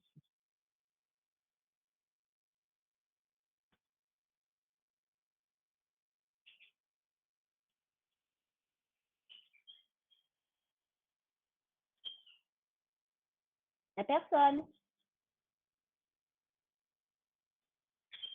Oui, oui. Alors, donc, de la même manière que je vous avais présenté un document qui synthétise les compétences attendues, ainsi que les 5 domaines du socle, là, je vous ai synthétisé de la même manière les attendus de fin de lycée avec les 5 objectifs généraux en lien avec les éléments les 10 éléments attendus pour les fins de lycée, donc les 10 éléments. Donc là, dans les textes, j'ai essayé, donc là c'est un travail personnel que j'ai réalisé, donc après c'est vous, si vous avez plus d'affinité sur certaines choses, pouvoir mettre le vert dans le bleu, le rouge dans... Donc moi j'ai essayé d'étudier le texte et j'ai essayé d'associer en fait qu'est-ce qui pouvait dans les objectifs généraux correspondre aux éléments pour les attendus de fin de cycle. Donc, par exemple, dans la santé, la sécurité, j'ai essayé de adapter sur le rapport de force, doser ses actions, travailler avec lucidité. Là, on est sur de la sécurité. Donc, ça correspond à un des objectifs autour de la sécurité de celle des autres, développer l'estime de soi. Et ça correspond après, dans les attendus, on est sur soit les rôles, soit c'est se préparer et s'entraîner. Donc là, au milieu, j'ai mis les 3 AFL, AFL 1, AFL 2, de l'attendu de fin de cycle, l'AFL 1, l'AFL 2, l'AFL 3, et j'ai répertorié les 5 objectifs généraux avec les 10 éléments. Donc dans l'accès du patrimoine culturel, on a le règlement à connaître, dans le développement et l'enrichissement de sa motricité, donc pouvoir choisir et réaliser les actions qui soient adaptées à son projet technique. Donc ce document-là aussi, il est très, très, très important pour vous aider à construire vos situations d'apprentissage, à bien intégrer les textes et pour l'écrit et pour l'oral. Donc là, je l'ai construit pour le champ 4, mais vous allez constater que quand vous irez dans les différents champs, les attendus de fin de lycée ne sont pas les mêmes, de même que les 5 objectifs généraux et les 10 éléments. Donc c'est à vous à faire ce travail-là pour pouvoir avoir les 5 fiches correspondantes. Et quand vous avez ça, vous serez vraiment bien outillé pour préparer votre concours. Est-ce que ça vous parle? Parce que moi, ça me parle parce que j'ai construit ce document-là pour être plus, pour facilement construire mes situations d'apprentissage. Après, vous, est-ce que vous pensez que ça peut vous parler, ça, comme document d'accompagnement? Oui, ça va. Ça vous va? Alors, donc, on va rentrer plus précisément dans la boxe française. Donc, qu'est-ce qu'il y a à apprendre en boxe française pour les élèves? Donc là, les différentes techniques de boxe, ce sont les coups, les différents coups, les actions en ça. Donc, dans les actions, on a les directs, les crochets, les fouettés, les chassés, les revers, les parades, les esquives, et il y a encore beaucoup d'autres actions. Donc là, je vais vous les montrer, vous les expliquer. Par contre, j'espère qu'on passera un moment en présentiel pour que vous puissiez bien saisir, en fait, ces différentes notions. Parce que comment réaliser un direct? Bon, après, je pourrais vous envoyer des liens où vous aurez des vidéos qui vont vous permettre de voir comment on fait un direct, comment on fait un crochet, un fouetté, etc. Donc, enchaîner les actions, c'est-à-dire que en boxe française, selon les niveaux, au départ, les élèves, par exemple, ils vont réaliser un direct. Et après, il faut qu'ils arrivent à se déplacer, se replacer, s'équilibrer et enchaîner, par exemple, un direct, un fouetté. Ils doivent être capables aussi. Vous verrez que en boxe française, en badminton, il y a des notions qui se ressemblent. À part les actions qui sont spécifiques à chacune des activités. Mais toute la partie après sur les déplacements, la prise d'information, les stratégies, vous verrez, ça se ressemble. C'est pour ça qu'on les a regroupés dans le même champ. Donc, s'engager dans la construction et la réalisation d'un projet d'action efficace. Donc, ce projet d'action efficace, par exemple, je feinte pour pouvoir attaquer. Je dois être capable d'attaquer au bon moment, à bonne distance. Je dois être capable de contre-attaquer, bien savoir ce que c'est qu'attaquer, contre-attaquer, défendre, neutraliser. Donc, ce sont des actions que vous devez apprendre à vos élèves. Repérer les cibles vulnérables de l'adversaire, les différents niveaux, par exemple, niveau haut. Si un élève ne sait pas se protéger en haut, je vais plutôt faire des fouettés hauts. Je vais plutôt faire des directs, des crochets. Niveau bas, les lignes avant ou les lignes arrière. Donc, on doit permettre aux élèves de repérer ces niveaux-là et de les exploiter, de voir si ces cibles-là l'adversaire n'est pas efficace sur ces différentes cibles et pouvoir les exploiter. Donc, en badminton, c'est à peu près la même chose. Je pense que j'ai dû le faire, voilà. Donc, en bas, ceux qui apprennent en badminton, donc, c'est pareil, les actions. Donc, servir, dégager, amortir, contre-amortir, killer, smack. En fait, ça, ce sont toutes les actions que vous pourrez mettre en évidence, faire apprendre aux élèves dans des situations favorables ou non et selon l'adversaire, la position de l'adversaire sur le terrain. Donc, de la même manière, donc je vous ai dit tout ce qui vient après, enchaîner des actions, se déplacer, intégrer des règles, jouer par rapport à l'efficacité de son projet de jeu. Ce sont des axes qui sont à peu près identiques en badminton et que en boxe française, c'est que vous allez adapter par rapport à la situation. Attaquer, contre-attaquer, défendre, neutraliser. Vous voyez, ce sont des choses qui sont à peu près qui se ressemblent. Donc, repérer une situation favorable et l'exploiter. Exemple, jouer loin du centre pour pouvoir avoir un volant nord. Donc, on va envoyer l'adversaire loin au fond pour pouvoir après attaquer devant. Là, on met en place une stratégie. Repérer les zones vulnérables de la même manière, avant, arrière, latéral, sur le corps. Parfois, si vous smashez sur le corps d'un adversaire, eh bien là, il n'aura pas le temps de réagir en badminton. Est-ce que c'est clair? Alors, premier travail à faire. Donc maintenant, j'aimerais que pour chaque absat, donc en badminton, en boxe française,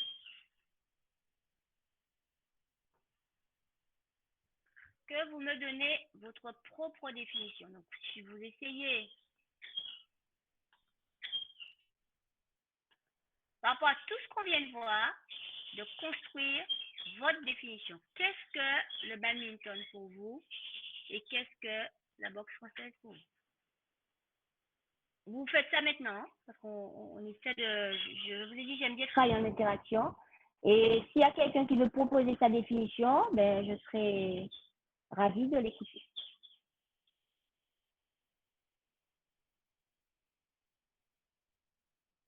Donc, essayez par rapport au champ, par rapport à l'activité, par rapport à ce que vous connaissez, vous avez vu, même ceux qui sont, même si vous n'avez pas une expérience dans l'activité, par rapport à ce que je viens de faire dans le cours, comment vous allez définir le badminton, comment vous allez définir la boxe française.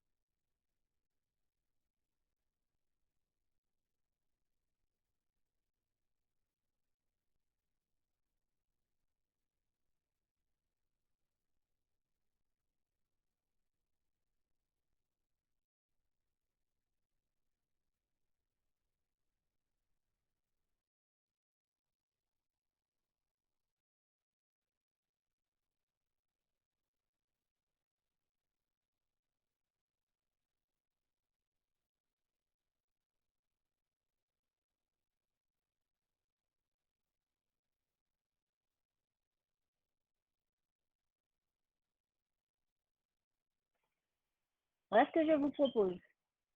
Comme ça, il nous reste 50 minutes.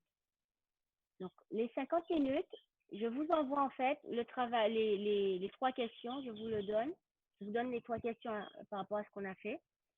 Et vous, sur une feuille, vous me faites le travail et vous me l'envoyez tout de suite. Donc, vous avez, c'est-à-dire pour midi, il faut que j'ai reçu toutes les 17 feuilles, les 17 réponses, vous m'envoyez ça. Et comme ça, je corrige et je vous renvoie tout de suite.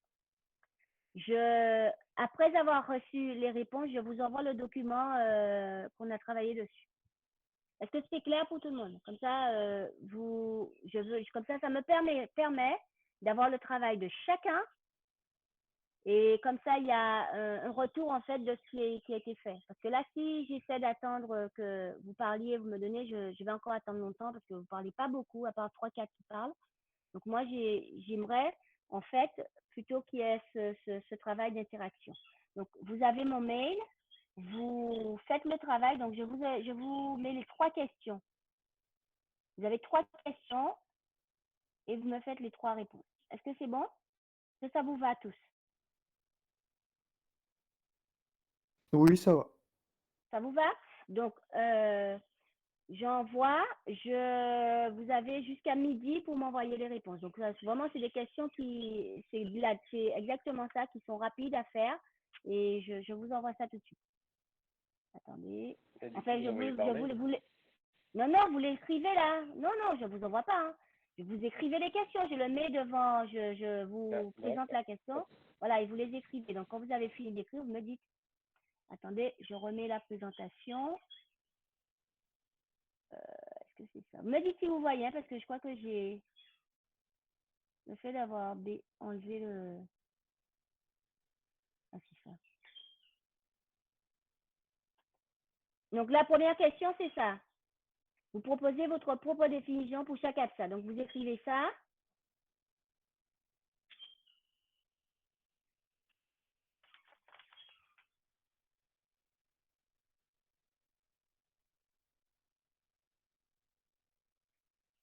C'est bon, je peux passer à la deuxième question? Non, enfin, même pas.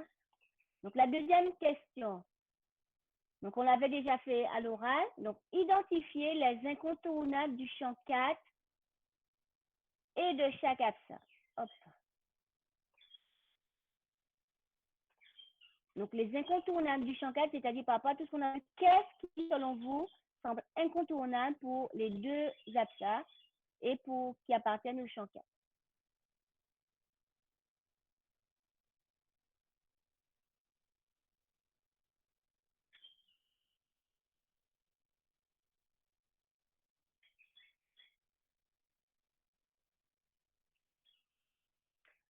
C'est bon? Donc, la troisième, vous avez écrit?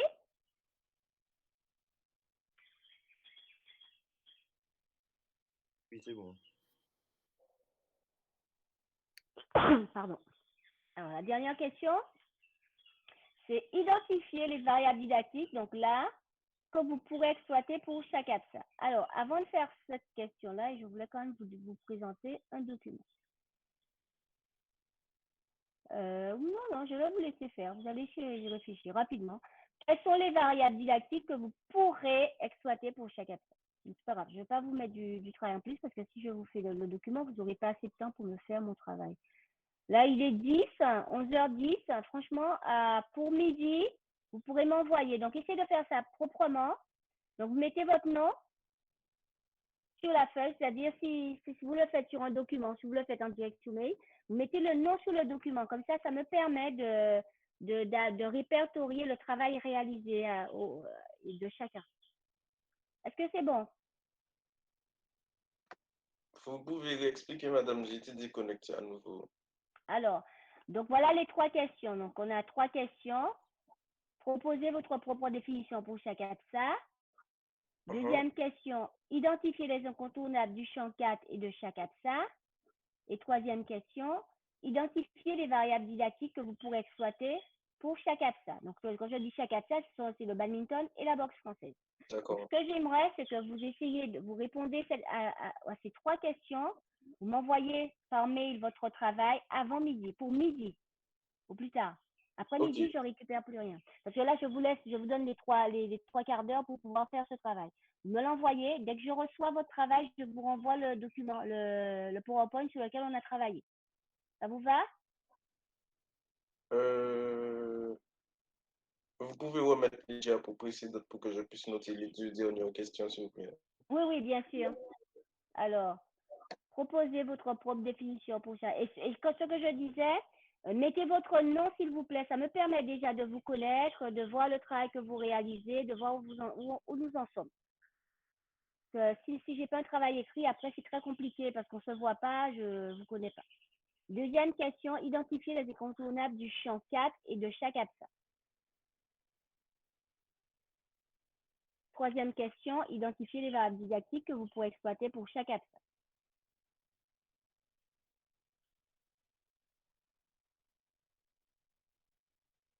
Est-ce que c'est bon pour tout le monde?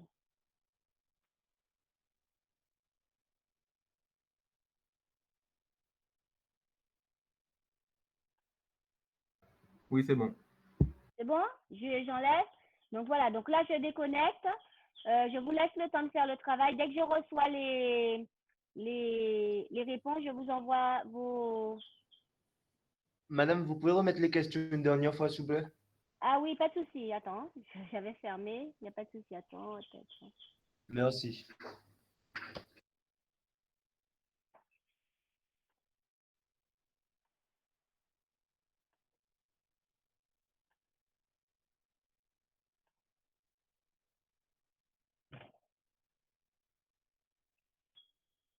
Alors ça, c'est la dernière question. Voilà la première. Proposez votre propre définition pour chaque absat.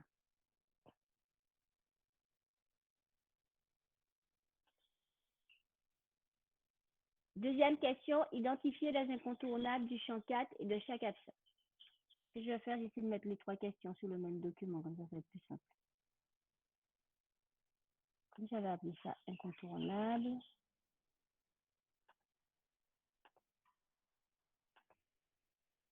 Ça rame.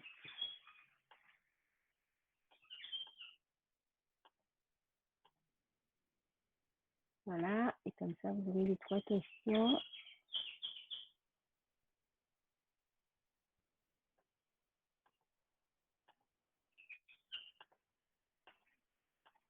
Si vous avez votre portable, vous faites la photo. Aïe, pardon. Oh là. Je sais pourquoi ça n'a pas fonctionné. Voilà. Faites une photo de... Comme ça, vous aurez les 3...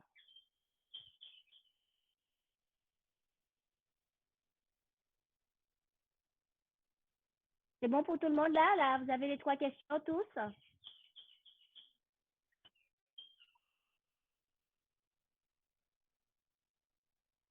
Vous répondez pas parce que je vais enlever la diapo. Est-ce que tout le monde a les questions? Oui, normalement. D'accord. Vous pouvez vous faire la photo. Hein. Voilà, donc là, vous avez maintenant, il vous reste plus que 3/4 d'heure. Donc, essayez de me faire ça au propre, hein, bien proprement, hein, que je puisse pouvoir lire. Et vous m'envoyez ça aussitôt sur mon adresse mail. Vous voulez que je vous remette mon adresse mail ou pour tous les autres? Je remets la diapo concernant l'adresse mail. C'est là tout début. Attendez.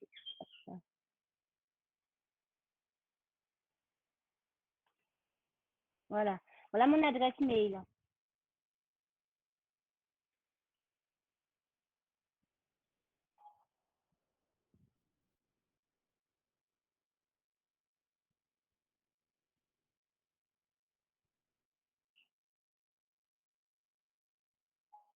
Ok, donc vous faites le travail et dès que vous avez terminé, vous me l'envoyez.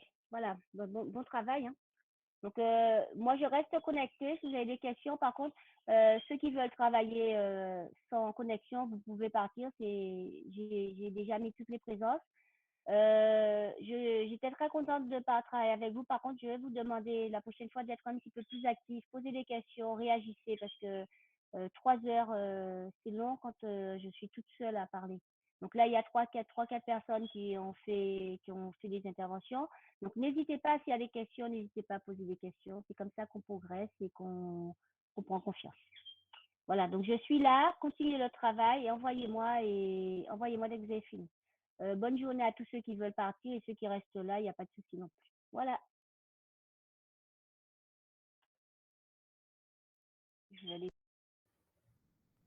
D'accord, ok. Bon, bah, merci en tout cas. Bonne journée. Ouais, merci, il n'y a pas de souci. Je laisse de toute façon la diapo en marche. Si quelqu'un veut quelque chose, il n'y a pas de souci. Allez, bonne journée à tous. Au revoir. Bonne journée, au revoir. Merci.